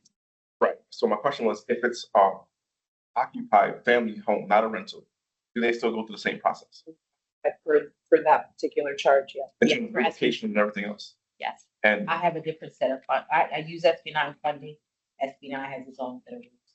The HUD funding, we do not provide relocation support. occupied, Owner or occupied. Okay. Because it's an investment too. So they won't be in the, I'm asking just to make sure they're not in the numbers that we're gonna be looking at, that I will do information. mine on renters. Yeah. Yeah, well, and I think the homeownership side might be interesting to see, just make sure that it's segmented out, I think would be helpful. All right. That might give us some insight into some cost structures around single family homes. Be interesting to see too, the difference between owner occupied versus renters as far as the number of incidents with elevated lead levels. Yeah. And then when do you make the decision to move a family out to do remediation work, abatement work? What do you mean when? So what level, How much? if you go in to It do doesn't it, matter. With me, any interim control or abatement, they have to. Yeah, they can't be in the They residence. cannot be in the residence at all, for any level of. for any abatement. level. We're going in there to remediate the house. Yeah, because of the dust hazards, it's hard, You're very creating hard to hazard. control the hazard on the house. And even if it's contained to one room, you're still responsible for cleaning the lead dust in the whole unit. So We have them sign an agreement saying that they can't even enter the property during the During the remediation period. because it has affected the clearance at the end. So I mean, I think that'd be important to define here, right? So like if you go in and you see a chip paint failed inspection because you had, I mean, obviously we have to define the inspection first, but if there's one baseboard that has chip paint and we have an interim control, then our RP contractor can go in and do some touch-up painting. We don't evacuate the unit. for that. Well, at least for that one day. Well, not for- For the 8-hour period, yeah. It depends on if we're gonna require clearance results here. Meaning clearance of visual inspection or a dust swipe. So that's gonna be dependent on what we determine here. So I have So under, done a terrible job because we are 9 minutes away from the end of this meeting. So I think what we need to do, number 8, I think is relevant in that it is trying to assign some geography. So if I could offer that in all of the sort of data points that we're looking for, if we have the ability to slice it up geographically, let's try to do that. I think that might answer some of that question. And we can do that based on how many in this area. I also think pulling some information either from DHSS or DIN regarding like the people that,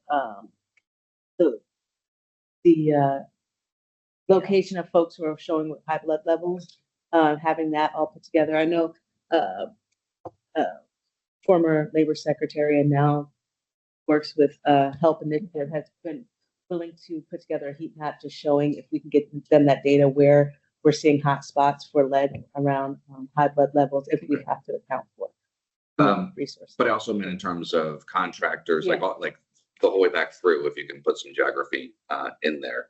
I'm going to suggest that questions 9, 10, and 11 are also things that we will go down a rabbit hole if we bring up and are probably dependent on the answers to some of the former questions. So the one that I had to add to the list was insurance cost.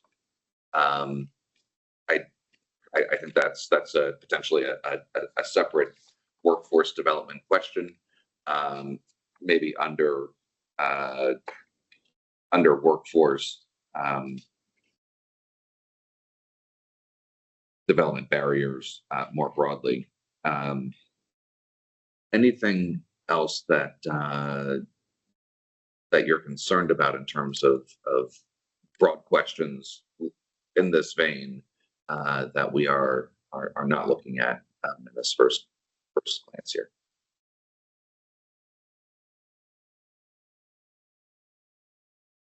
Right. I'm sure others will come up, and I'm okay with that. Right. We're gonna just keep moving along here. We do have some ideas for, in addition to presentations of some of the data points and some of the baseline capacities and things like that that we just went through, some ideas for other presentations to be made to help this group sort of understand the context. And so in a couple of buckets, I think there have been some recommendations primarily from Representative Harris and some other conversations in sort of one bucket sort of being the housers, the Association of Realtors, the Wilmington Housing Providers, and the Apartment Association, I think would sort of make a good block of to give us a sense of what we should be looking at from the provider of housing, rental housing perspective. The sort of under the lead advocacy side, maybe the Action for Delaware's Children and is it Help Initiatives? Is that right? A couple of folks like that could help us understand that piece, and perhaps that's where we would get sort of a broader education on lead and lead impact and maybe some heat maps, things like that. And I think there's another bucket here that is the workforce side of it, where we could hear from inspectors or contractors as we go along here in another block. And the last piece being a more general identification of other entities outside of Delaware that have a best practice. If New Jersey, maybe we won't ask New Jersey. I'm from there, I can say. But maybe there are some best practices from around the country, either at the, quite frankly, I mean, when you talk about Philadelphia, like that would be a better comp to Delaware than the state of Pennsylvania. But there may be other sort of municipal, county, or state level best practices that we could ask to zoom in with us for a little bit and talk about their thought process and program and best practices. So those are kind of the, I guess, the four buckets that we had thought about. Any other sort of big bucket of information or presentation that you think would be helpful? Mention anything about the registry? Is there anything in your list about like if there is going to be a registry and somebody has one, we want them to share with us? So I think as we identify best practices, that might be outside best practices. That might be one that we look for. I hadn't defined, what a best practice is and who gets to decide. I'm going to say Caitlin, but who knows? I don't know. We'll have to think about what that might mean. Okay. Any other buckets like that? I think what again, along with homework assignments, if it's okay with this committee, we'll also sort of take a stab at some of these. So, I mentioned, realtors, Wilmington Housing Providers, and DAA. When we put that out to the committee, we'll do it in a way that is sort of a draft for the next, next meeting agenda. If you say, hey, I'd also like to have so-and-so present on that, I think that they would be relevant. We will sort of solicit that so that you're not confined only to being in the spotlight. And we'll sort of use that as we go through this process.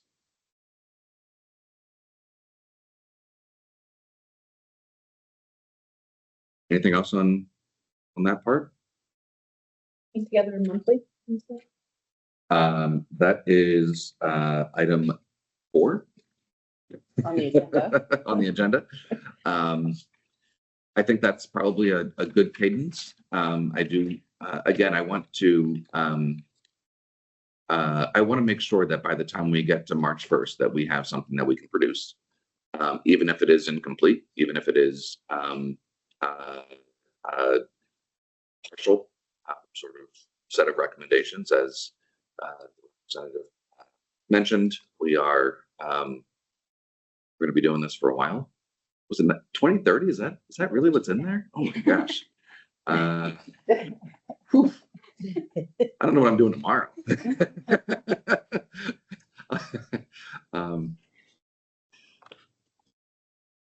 So yeah, I mean, I do want us to work backwards. If there are things that are going to take more time than what that allows, I think we just need to make sure that we're focused on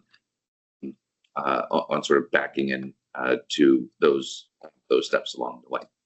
But I do think that we should start monthly and go from there. We haven't sent out other dates, right? We have not. Okay, but we will. And why don't we look to establish November, December, and January meeting, and why don't we leave February then for 2 meetings in advance of the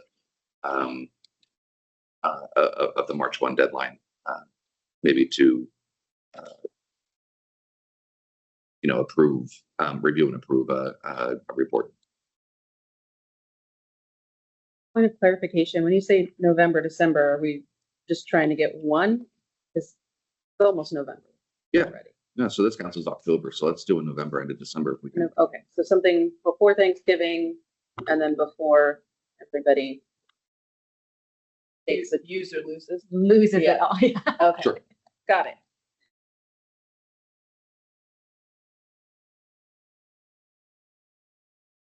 Yes, we do have to do public comment. I don't think we should say it that way, though. I think we get to do public comment. We have the privilege There you of go. opening this up to the public for comment. I am going to begin with the folks who signed up for public comment in person. I have identified one person from the list. That would be Ms. Never mind, just kidding. Okay, so there's no public comment. Nurse Fairview Jacob. I need to figure out how to unmute her. And typically, so for everybody's notification, we typically give 2 minutes for public comment. I'm just going to time it on my phone. Let me get myself situated. While you're doing that, we talked about doing a website. Yes, we have a website. So we have a website up on the Delaware State Housing Authority main. Well, you get through the Delaware State Housing Authority's main page. And if you've worked with us at all through sort of the collaborative to end homelessness, we're going to sort of model it after that. There will be opportunity for people to interact. I know 2 minutes for public comment probably feels like an eternity, but it isn't. But we can take comment on that website. It will also be where we post materials, meeting minutes, and things like that. And it'll be a good landing page for both, I think, the members of the committee and also members of the public to interact with our work. Thank you. I just put a link to that webpage in the chat. So if folks are tuning in online, they can click on it. All right, I'm now going to unmute Sarah. Okay, Sarah, you should be able to speak.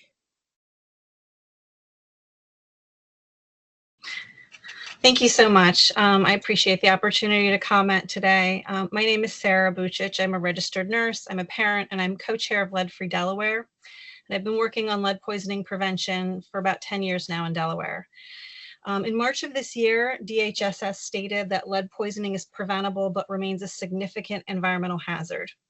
And these dangers aren't theoretical. Hundreds of young children in Delaware every year are affected.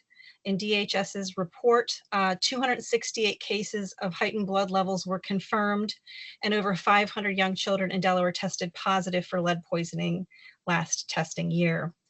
I'm urging this committee to focus on questions presented by the General Assembly, which can be answered now. I think a lot of these were discussed today, including determining how many rental units exist, how many were built before 1978, and how many inspectors and contractors can work in Delaware, and how the state can incentivize inspectors and contractors through DSHA. Also, what can be determined, which agency would be best situated for this work. At last year's hearing on the bill, DHSS made clear that it's not interested in enforcing this law, and children are being exposed to harm. I think priority should be given to moving the entire lead program to an agency that will responsibly oversee it, such as DSHA or DENREC, and all resources should be transferred to the new agency. And once that new agency has control, it can oversee the process for developing answers to determining the appropriate standard for lead inspections and what geographic areas or types of rental units should be prioritized. The Justice of the Peace already has forms and processes prepared for its role regarding what procedures will be put in place for the requirements related to possession proceedings if they're necessary. And this aspect is a key enforcement tool for the entire statute. Some of the things will not be able to be questioned by March. These will not be answerable as the program is not yet underway, such as feasibility and statutory deadlines. And I'm encouraging the committee to wait to answer any additional questions until they can do so responsibly and knowledgeably. Thank you so much. Thank you, Sarah. If anybody else online would like to give public comment, please raise your hand.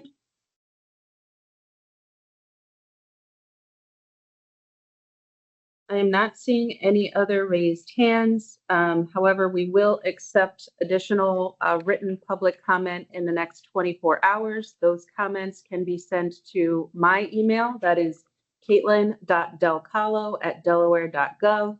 I'll spell it out, CAITLIN.DELCOLLO@delaware.gov. My email address is also listed on the webpage, which again has been put into the chat. Turn it back over to our chair. Yes, sir. Caitlin, did not sign up, but I'd like to see. General staff. I don't know if how well the mics pick it up. So just Good morning, I guess afternoon now. My name is Harold Stafford, and I'm the board president and also government relations director for the Help Initiative. It's a nonprofit company headquartered here in Dover, but we're statewide in our scope. Representative Harris did mention that the Help Initiative is available to assist with this feasibility study. We've done a lot of work on developing GIS data analytics and mapping, storytelling, and we'd like at some point to show you the impact of what that system might assist you in the work you're trying to do. We've been to 20,000 homes, 40,000 in Delaware, street-based, door-to-door, that's working to public safety and also energy efficiency of a lot of the homes that you're talking about serving. Probably been to 90% of homes we've been to, those 20,000 have lead in them.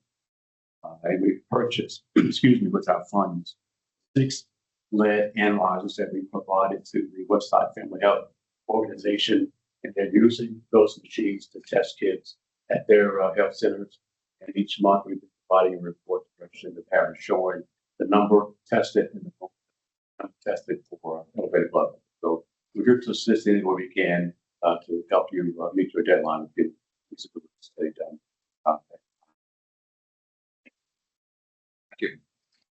What was the, I'm sorry, what was the number of the 20,000 you said? This, last number that I looked at, we had 20,100 homes in Delaware that we've been to.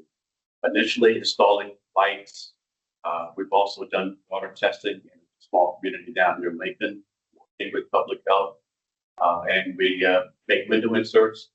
We go into lights at homes so that we can again look at ways to make homes more energy efficient.